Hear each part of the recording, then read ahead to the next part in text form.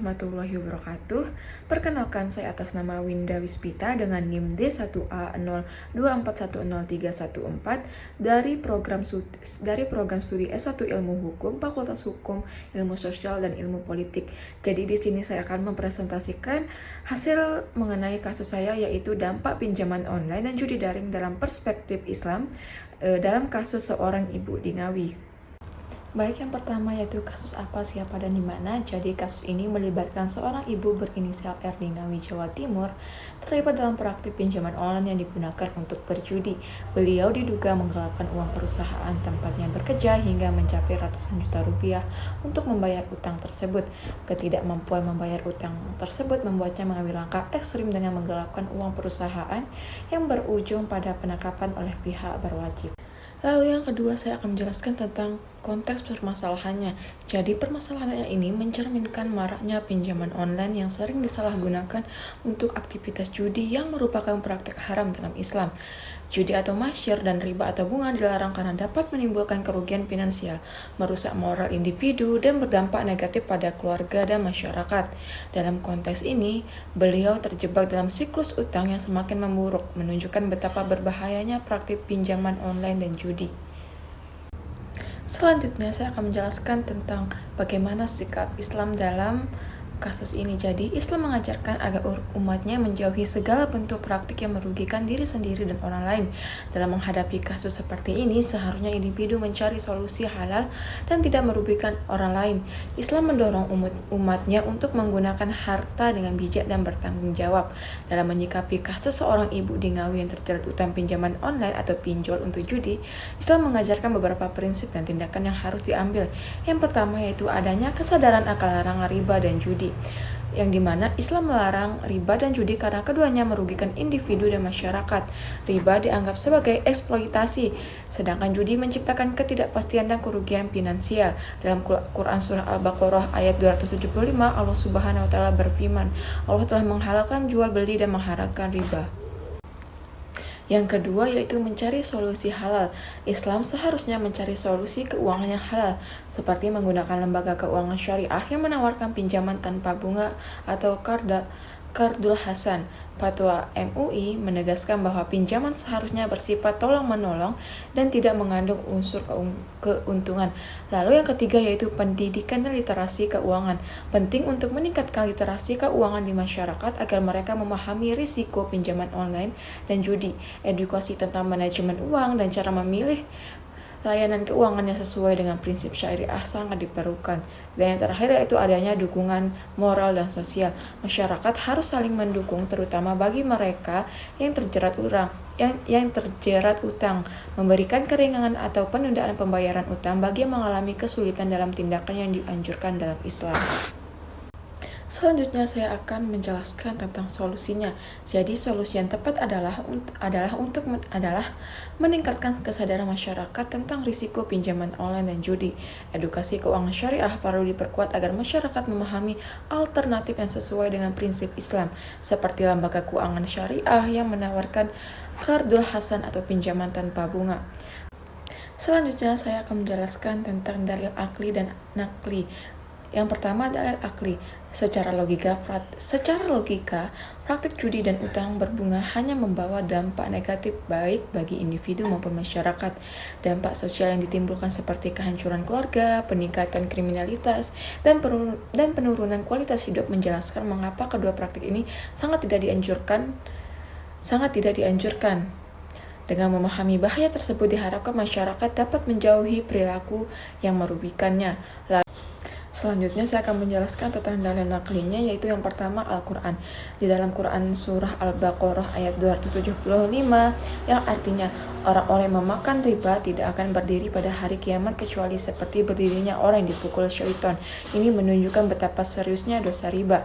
Lalu yang kedua, dalam Quran Surah Al-Ma'idah ayat 90 yang berbunyi, hai orang-orang yang beriman, sesungguhnya khamar atau minuman keras, judi, berhala, dan undian nasib adalah kotor. Ini menegaskan bahwa judi adalah praktik haram.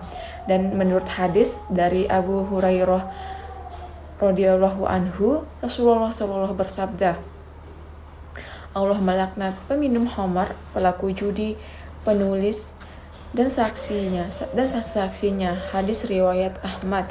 Hadis ini menegaskan bahwa semua pihak yang terlibat dalam praktik judi akan mendapatkan laknat. Jadi melalui dalil-dalil ini jelas bahwa Islam menekankan pentingnya menjauhi praktik-praktik yang merugikan diri sendiri dan masyarakat. Saya akan menjelaskan tentang pandangan cerdas mengenai kasus ini. Jadi pandangan yang pertama yaitu pandangan sosial dan ekonomi. Judi online seringkali merugikan ekonomi rumah tangga. Individu yang terlibat dalam perjudian mungkin mengabaikan tanggung jawab keuangan mereka, menyebabkan kerugian besar yang dapat berdampak pada kesejahteraan keluarga. Yang kedua, menurut pandangan agama, Islam dengan tegas melarang segala bentuk perjudian karena dianggap sebagai dosa yang merusak moral dan mengganggu kesejahteraan masyarakat. Dalam kasus ini, perbuatan berjudi tidak hanya melanggar hukum tetapi juga menodai ajaran agama. Lalu bagaimana kaitannya dengan ilmu lain? Yang pertama saya akan menjelaskan tentang kaitannya dengan ilmu hukum. Dalam perspektif hukum, tindakan penggelapan uang untuk berjudi adalah pelanggaran pidana. Hukum pidana harus ditegakkan dengan memberikan saksi yang sesuai kepada pelaku untuk menegaskan keadilan dan memberikan efek jera kepada masyarakat. Yang pertama, menurut KUHP atau Kitab Undang-Undang Hukum Pidana, kasus Ibu di Ngawi yang menggelapkan uang perusahaan untuk judi online dapat dikenakan beberapa pasal dalam KUHP. Yang pertama, pasal 372 KUHP mengenai penggelapan. Isi pasalnya yaitu barang siapa dengan sengaja dan melawan hukum memiliki barang-barang sesuatu yang seluruhnya atau sebagian adalah kepunyaan orang lain, tetapi yang ada dalam kekuasaannya bukan karena kejahatan, dihukum karena penggelapan dengan hukuman penjara paling lama 4 tahun atau denda paling banyak Rp900. Kaitannya dengan kasus ini, yang dimana ibu tersebut mengambil dengan menggunakan uang perusahaan untuk keperluan pribadi atau judi online, sehingga tindakan ini dapat dikategorikan sebagai penggelapan. Lalu saya akan menjelaskan dari sisi psikologi. Dari sudut pandang psikologi, pelaku mungkin mengalami tekanan mental atau kecanduan judi yang mempengaruhi keputusan mereka. Intervensi psikologis dan terapi dapat membantu individu untuk mengatasi kecanduan dan kembali ke kehidupan yang lebih sehat. Dan yang terakhir saya akan menjelaskan dalam sisi ekonomi. Dari sudut pandang ekonomi, tindakan seperti ini dapat menyebabkan kerugian finansial yang besar bagi perusahaan dan individu.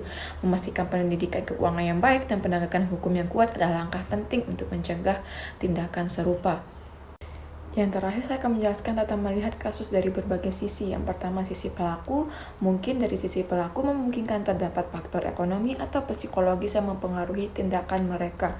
Misalnya beban keuangan yang berat atau kecanduan judi yang sulit diatasi. Lalu yang kedua, dari sisi korban. Mungkin dari sisi korban, perusahaan dan karyawan lain yang tidak bersalah mungkin menderita akibat tindakan pelaku. Perusahaan perlu menerapkan sistem pengawasan keuangan yang lebih ketat untuk mencegah penggelapan. Lalu yang ketiga, dari sisi keluarga. Keluarga pelaku juga terkena dampak negatif baik secara emosional maupun finansial. Dukungan keluarga dan komunitas sangat penting untuk membantu pelaku dan keluarga mereka saat mengatasi krisis ini. Dan yang terakhir, dari sisi masyarakat, yaitu masyarakat perlu diberikan edukasi mengenai bahaya perjudian dan pentingnya integritas. Langkah-langkah preventif seperti kampanye anti judi, program rehabilitas dapat membantu mengurangi kejadian serupa di masa depan. Yang terakhir, saya akan menjelaskan tentang kesimpulannya. Jadi, kasus Ibu di Ngawi ini adalah contoh nyata dari dampak negatif pinjaman online dan judi sering dalam masyarakat. Dalam perspektif Islam, tindakan tersebut jelas dilarang dan harus dihindari.